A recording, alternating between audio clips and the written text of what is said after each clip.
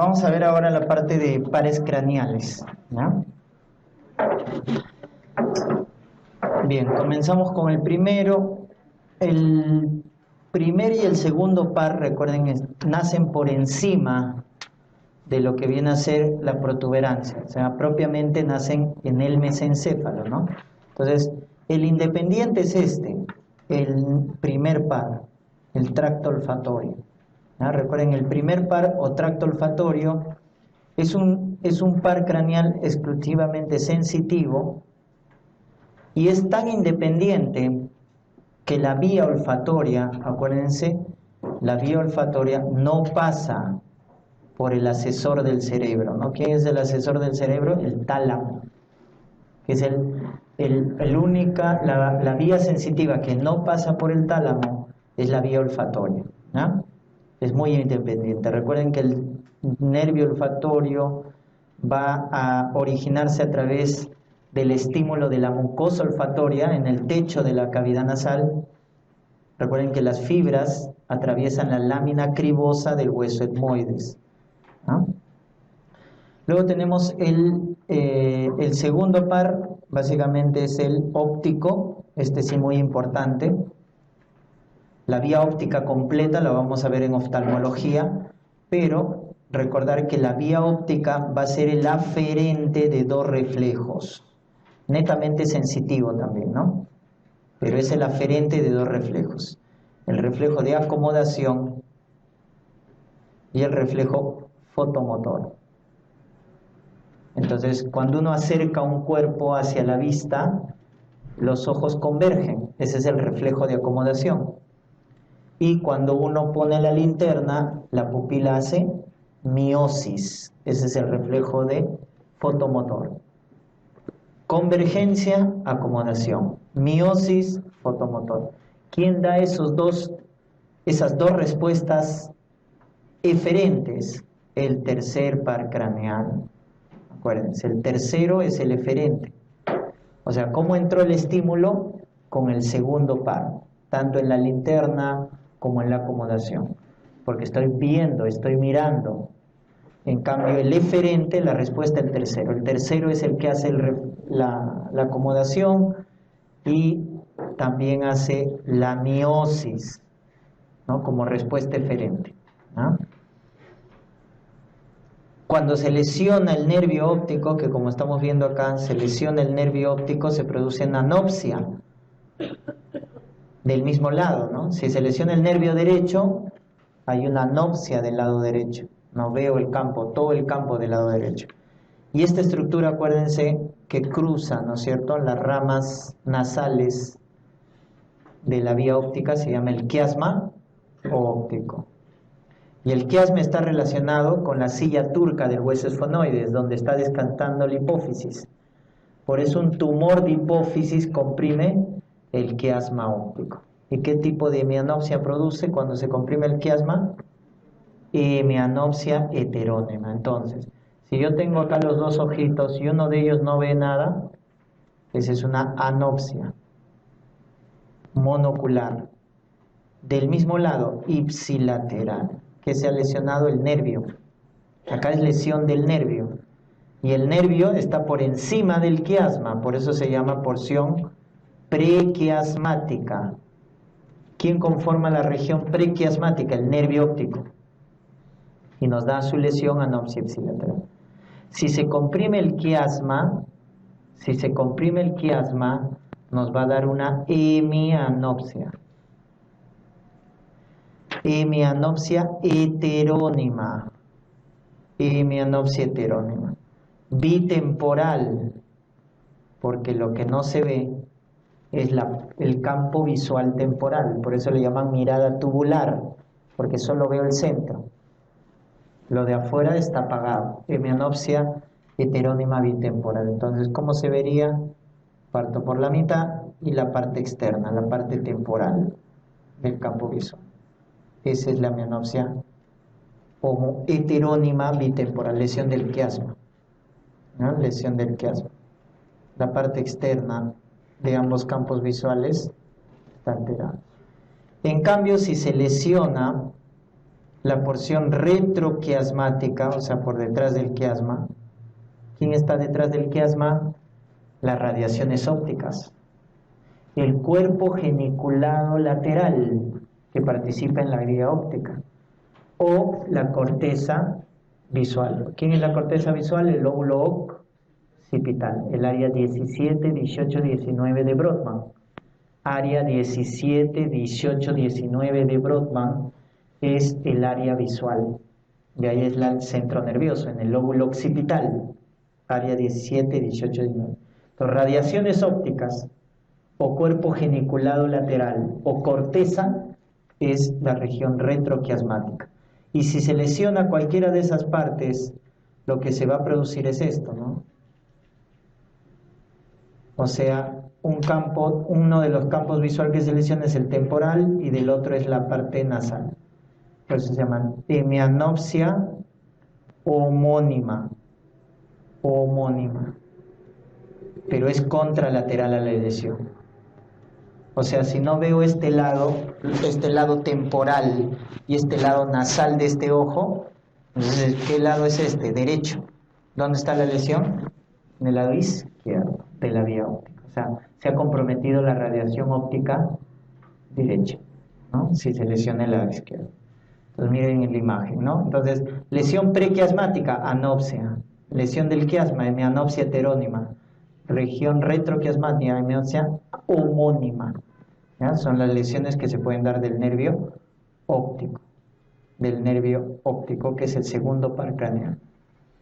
Bien, luego tenemos el tercer par craneal. El tercer par craneal es este de acá, el oculomotor común, ¿no? El nervio oculomotor. El oculomotor común, que viene a ser el tercer par, es motor porque da inervación a lo que viene a ser, hace miosis, ¿no? El tercer par hace miosis porque inerva el esfínter de la pupila. También va a inervar a la mayoría de los músculos oculomotores. Va a inervar al recto interno, al recto superior, al recto inferior y al oblicuo inferior. Ya está, o sea, recto interno, recto superior, recto inferior y oblicuo inferior. Y también a los músculos ciliares. Entonces el tercero inerva la mayoría de los músculos, incluido el elevador del párpado superior. Entonces, para acordarme, porque inerva la mayoría de los músculos, entonces me acuerdo de los otros dos. ¿Quiénes son los otros dos? El nervio troclear o patético, que es el cuarto par, troclear o patético, que es el cuarto par, que es el que da inervación motora ¿a quién? Al oblicuo superior. El troclear o patético inerva al oblicuo superior. Y el motor ocular externo, ¿estamos? El motor ocular externo, que viene a estar por acá, el motor ocular externo, que es el sexto par craneal, creo que se cortaba en la imagen, es el que va a dar inervación al recto lateral, ¿no? El sexto par. Entonces el cuarto al oblicuo superior, el sexto al recto externo, recto lateral, y todos los demás lo hace el tercero. Recto superior, recto inferior, oblicuo inferior, recto interno y elevador del par. Entonces cuando hay lesión del tercero, hay ptosis palpebral, porque inerva al tercer par. Ptosis palpebral. Recuerden que el núcleo del tercer par, que está en el mesencéfalo, se llama núcleo de Edinger-Westphal. ¿No? Núcleo del tercer par se llama núcleo de Edinger-Westphal. Es el núcleo a nivel del mesencéfalo, que es el nacimiento del tercer par. ¿Quién puede comprimir este núcleo? Un aneurisma, ¿no? El aneurisma de la comunicante anterior o posterior. ¿Dónde estará? A ver, acuérdense el polígono de Wilson, la comunicante anterior. ¿Dónde estará? Acá, por acá estará la comunicante anterior, ¿no? Entonces, acá, ¿quién está la comunicante posterior? Entonces, un aneurisma de la comunicante posterior comprime al tercer par craneal, ¿no? Aneurisma de comunicante posterior comprime al tercero. En cambio, una hipertensión endocraniana, ¿a quién va a lesionar? Al sexto par, al recto lateral, produciendo estrabismo. El recto lateral, ¿a dónde nos hace ver? Hacia afuera.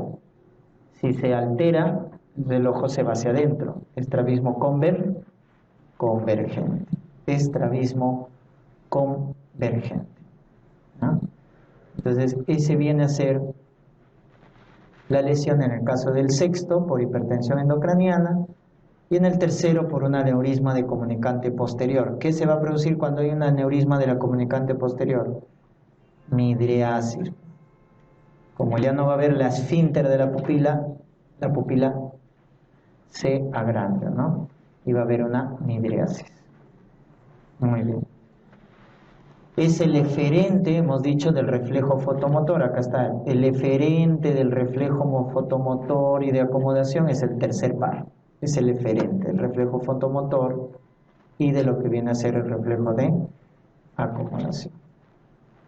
Muy bien, ahí está el tercero, el cuarto y nos falta el quinto. Y ahí están sus tres ramas. Miren.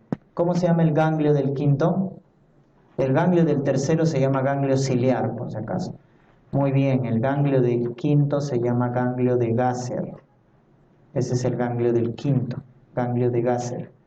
Y ahí están sus tres porciones del quinto, ¿no? Está quinto 1, nervio oftálmico, quinto 2, nervio maxilar y quinto 3, nervio mandibular. El oftálmico, que es sensitivo, ¿no? El oftálmico que es sensitivo va a inervar la parte superior, hemos dicho en la frente, ¿no? Frente, parte superior y la parte orbicular también.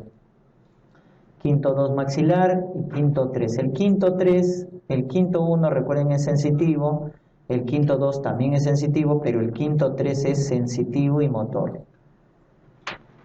¿Por qué? Porque el quinto 3, su rama motora, es el que da inervación a los músculos masticadores. Acuérdate, los músculos masticadores da inervación, ¿no?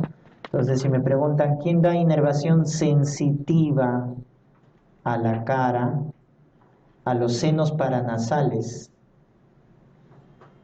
a la lengua, ojo, inervación sensitiva, tacto, presión, temperatura, dolor, eso es el quinto. Si uno se muerde la lengua, le duele por el quinto. Se quema la lengua, le duele por el quinto, porque es el que da la inervación sensitiva. Temperatura, dolor, tacto, ¿no? Entonces da inervación sensitiva a la cara, a los senos paranasales, a la lengua, a la córnea. Por lo tanto, el reflejo corneal, ¿dónde es o quién es su aferente del reflejo corneal? El quinto par. El quinto par es el que hace sentir, ¿no? La córnea. Con la torunda siento con el quinto. ¿Y quién va a dar la respuesta? El séptimo par. ¿Qué va a hacer el séptimo? Cerrar el ojo. ¿Quién abre el ojo? ¿Qué par craneal abre el ojo?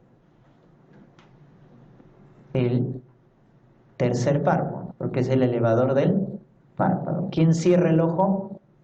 El séptimo, el facial. Por eso cuando yo le digo al paciente que cierre el ojo y no lo puede hacer, esa es la llamada, el signo de Bell en la parálisis facial.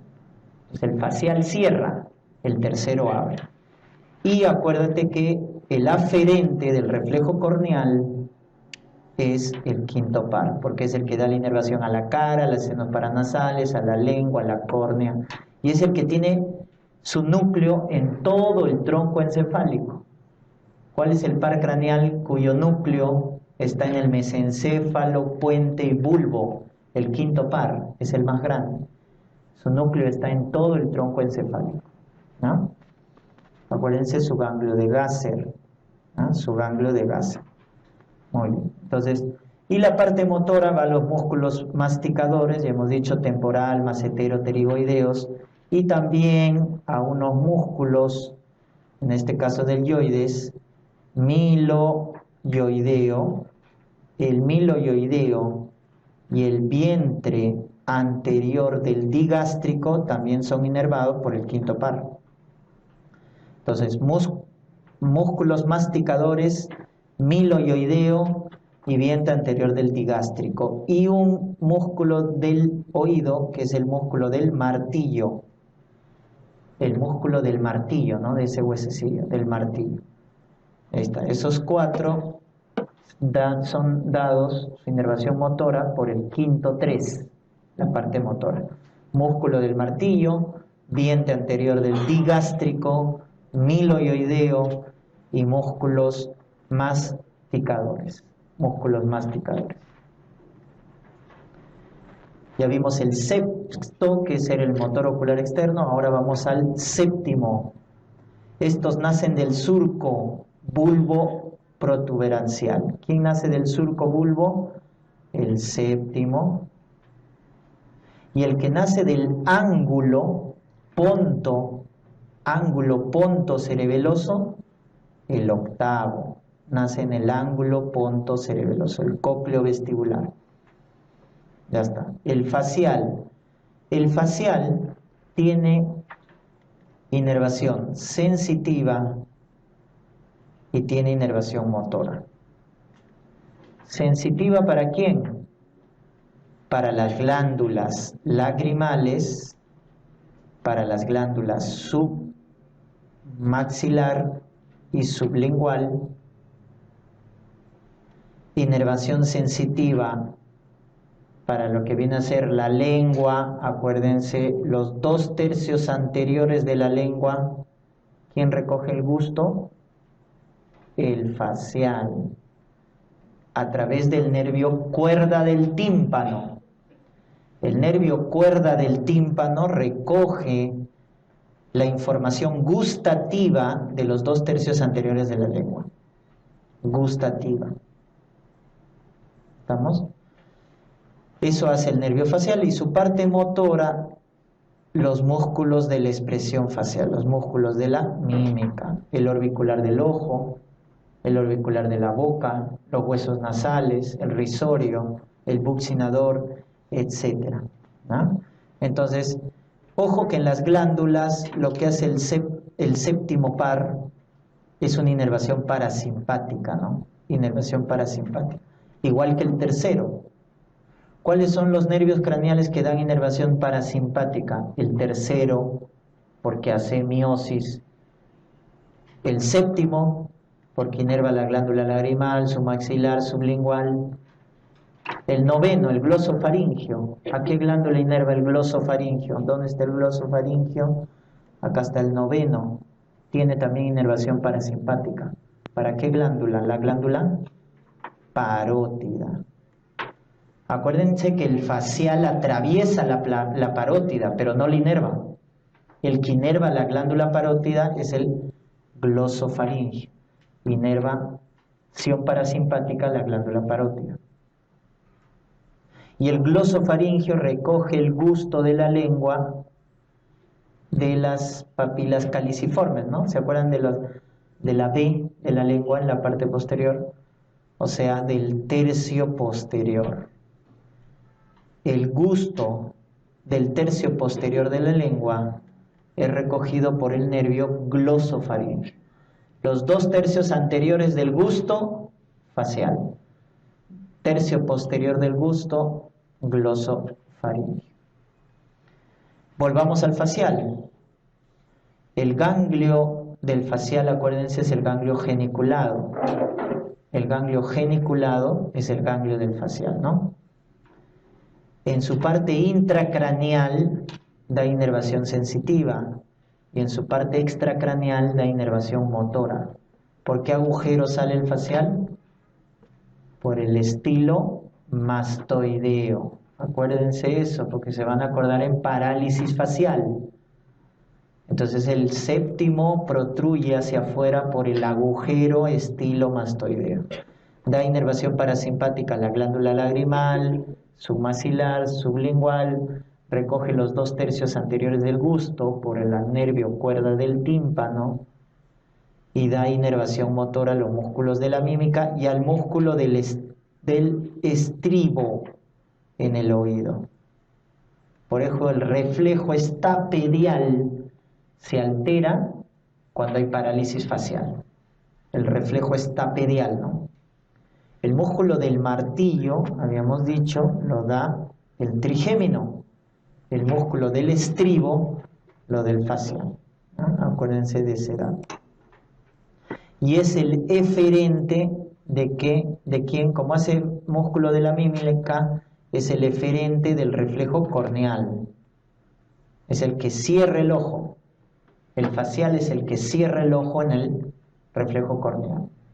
Entonces, en el reflejo fotomotor, ¿con quién entra el estímulo? En el fotomotor, ¿con quién entra? Con el óptico, con el segundo par. ¿Y quién es la respuesta cuando ponemos la linterna? Miosis. ¿Quién hace esa respuesta? Tercero. En el corneal entra por el quinto, porque es sensitivo de la córnea, y sale con la respuesta del séptimo, que cierra el ojo. ¿Ah? Acuérdense los reflejos, quién entra, quién sale. Eso sí les pueden preguntar. El octavo es el cócleo vestibular. El cócleo vestibular, que nace en el ángulo pontocerebeloso, ¿no? Acuérdate del neurinoma del acústico, justamente es su tumor de este nervio. El tumor más frecuente del ángulo pontocerebeloso es neurinoma del acústico, que hacemos diagnóstico con resonancia, porque esto está ubicado en la fosa posterior. El cócleo vestibular recoge información de audición por la cóclea y de orientación por la parte vestibular. Audición, cóclea, orientación, vestíbulo. Por eso la ototoxicidad puede ser coclear o puede ser vestibular, ¿no? Cuando hay ototoxicidad. Coclear, acuérdense los aminoglucósidos, perdón. El aminoglucósido que es ototóxico, principalmente coclear, es amicacina. En cambio, vestibular es streptomicina, ¿no? Son ototóxicos porque van a causar lesión a este nivel, ¿no? ¿Dónde termina la corteza de la audición? Acuérdense, termina en el lóbulo temporal. En el lóbulo temporal. En la corteza temporal. En el área 41 de Brodmann. Área 41 de Brodmann. Muy bien, ahí está el octavo. El noveno inerva la glándula parótida, recoge el tercio posterior del gusto.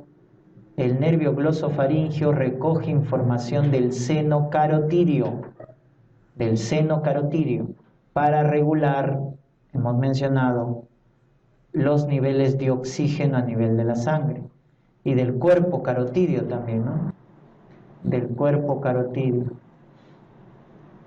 Entonces está involucrado en la regulación del contenido de la sangre de oxígeno, en la regulación de la presión, hemos visto los barroreceptores.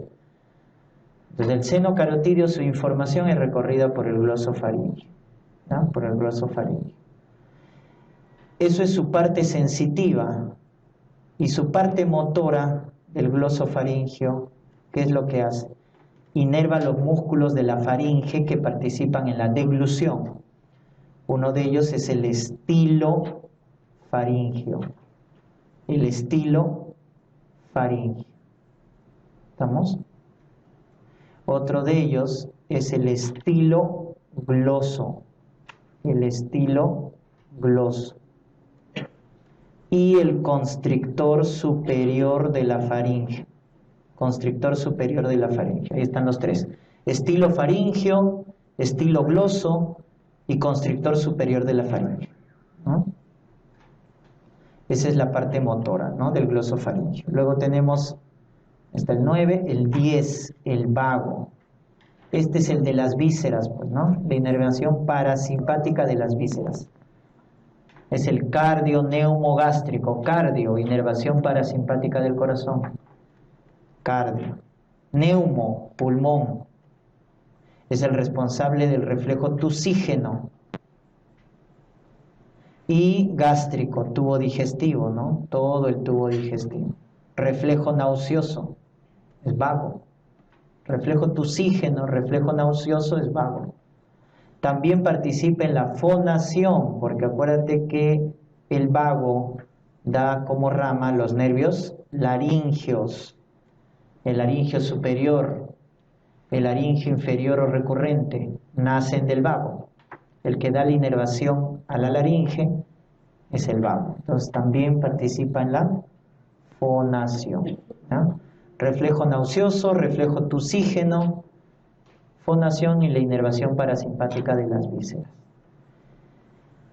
Muy bien, y luego tenemos el 11, este es motor eminentemente, el 11 es el espinal, da inervación motora, el 11, a lo que viene a ser, es el espinal, la inervación motora al músculo espinal, ¿no es cierto?